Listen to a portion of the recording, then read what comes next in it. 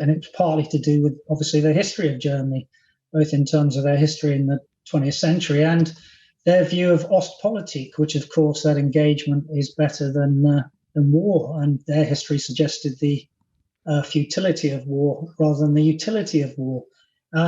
Unfortunately, we need tanks to go there to show that Russia doesn't have a utility of war in the future. So he knows the agenda. So I don't think in terms of the decision making, it should be difficult for Germany. But of course it is because of those factors.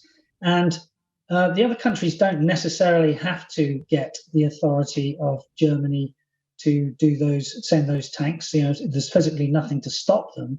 But of course that could cause a diplomatic rift, and it could also mean that Germany would withdraw technical support. Now, that would seem crazy to me and probably you, Ruth, at this moment in time, but it has wider implications because it would probably be the death knell for the German arms industry. Who's going to buy stuff from them if they can put a caveat on other usage to it? And it would also complicate their German influence in modern Europe. Why would you take Germany as a leader in Europe if they take an approach which is cowardly, really, in lots of ways? Now, let's be clear here. I mean, Britain has already said it'll send Challenger 2s. They're a bit old. They use different weapon systems and different ammunition to the Leopard tanks that Poland says it wants to send. Other countries say it wants to send. But like you say, Germany makes the Leopard tank. It needs to be able to sort of rubber stamp that. They're so far not doing that. But there's a big question mark here over America too, because there's some really good tanks that they could send that Ukraine want. But again, so far, we're just seeing the Biden administration playing it rather safe. Well, you have to understand quite a lot about tanks to unpack that. So the first thing about the Challenger 2 tanks is Challenger 2 was only bought by the UK and Oman, and it's got a 120 millimeter rifled barrel. That's unique in NATO. So you can't get lots of those with different ammunition. 3,500 Leopard tanks were built, smoothbore gun, different than the Challenger, and therefore you can get a lot of mass from having a commonality of fleet. That's the key thing on the Leopard 2.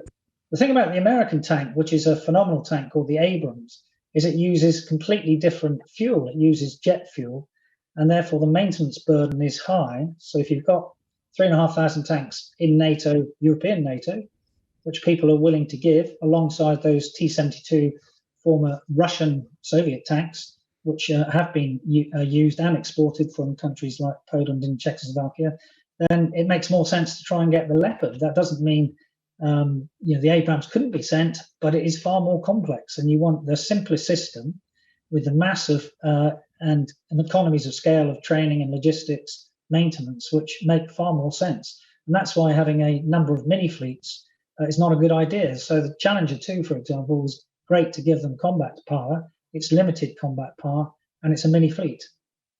Well, also, I mean, one of the things that's always fascinating in warfare is the asymmetry of it. And there's clearly a gap in terms of Ukraine's armoured fleets. It has few and old tanks.